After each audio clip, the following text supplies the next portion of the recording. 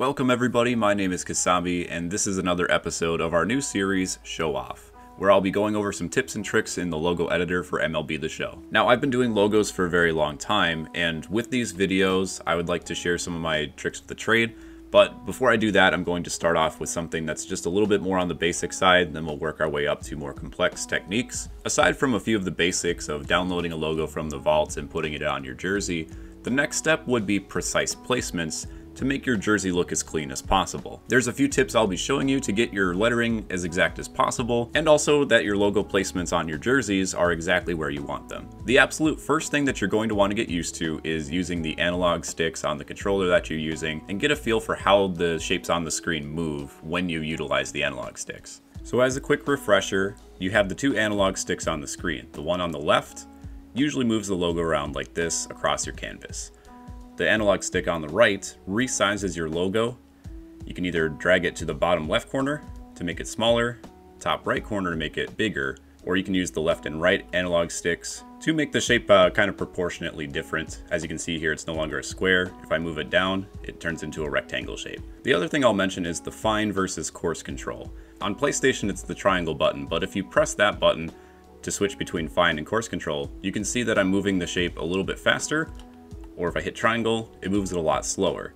This can be ideal for situations where you really just need to make sure that the objects line up on the canvas. Once you get a feel for how the analog sticks and the control button work, there's also a few other things to take into consideration. The first of which is the lines on the page of the canvas itself. These will help you line up the shape, so if I wanted to get my square exact with the lines and make it exactly proportionate across each dimension, as you can see here, I have it just about so, where there's three grids or three lines of grids on each side, making this a perfectly square logo. The other thing I use a lot is the rotation button, which if you notice the bottom middle of the screen, it'll say 0.0. Now, if you're familiar with right angles, you'll know that most of the rotations that you want for getting the shapes exact is increments of 90.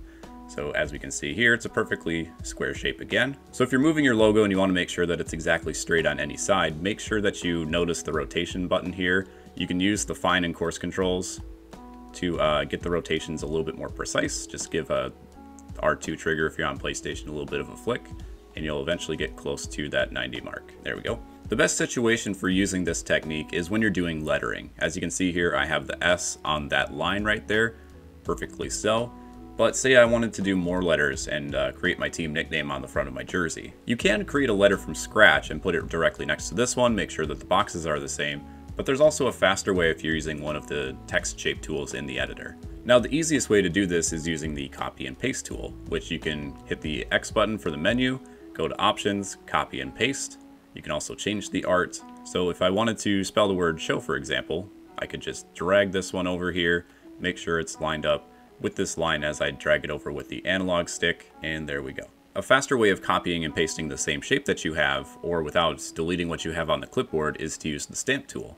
The stamp tool essentially copies the shape that you currently have highlighted when you're in the rotate and scale menu seen here. So if I hit the square button, I created another H, which again I can go down to change art, move this one over, and place where I want. Right now my W is going off the canvas a little bit, so the other thing you can do is group all of the layers together to move them in unison. You can either select them manually by using the D-pad and selecting the up button so they have all these check marks appear. Or if you want absolutely everything on the canvas to move as one, hit the down button on the D-pad. It'll automatically select all of the layers to have that checkbox. Now I can move my logo and center it. Actually, let's go up a little bit, make sure that it's centered here. And there we go. All of my letters are exactly on the same line. You can see here, perfectly touches that grid mark.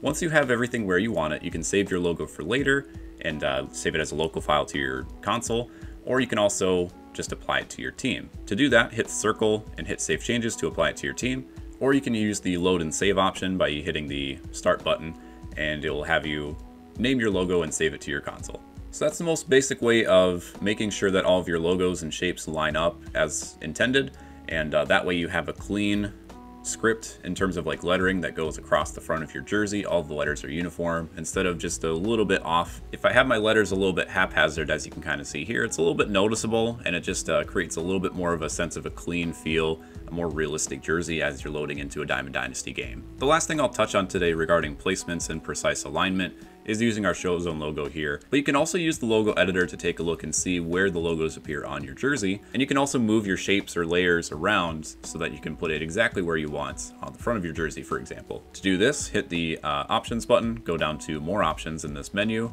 and then show player. So as you can see, this is exactly how it would show on the front of the jersey if I were to load into a Diamond Dynasty game. And again, if you use the select all tool, you can shrink it, make it bigger, and you'll notice once you start going off the canvas, when it starts kind of tapping out here at the sides where like the chest kind of ends, if I were to go back into the normal editor here, anything that's beyond that like N on the right, for example, is completely cut off. You wouldn't see it on the jersey. There's only a certain amount of space that you have for the canvas itself to place things on the front of the jersey. But this can be great. I mean, a lot of times people use the canvas itself and they think, well, if I just go from edge to edge, it'll show up effectively on my jersey. That might not always be the case. You might have it be just a little bit off from what you're looking for. Or you can see here, I have my personal swing dude guy as a little patch on the left pectoral. If I wanted to move that over to the other side, I can use this placement option and just kind of give a good feel for where I want it before hitting the top. And there we go, I'm just gonna leave them right here. So that'll do it for today's episode. If you guys have any other suggestions for tips or tricks with the logo editor, or if there's something that you're looking to do with your uniforms or other logos that appear on your jerseys or the graphics packages, let me know in the comments. Again, I'll be having more tutorials as we progress here through the season, going from the most basic ones to the higher up techniques, such as masking, using the erase tool, figuring out which shapes to use to create a logo. I also have some previous logo tutorials in the description of this video from my personal channel, so if you guys need a little bit more help right away, there are some tips that may still be useful even though they might be a few years old.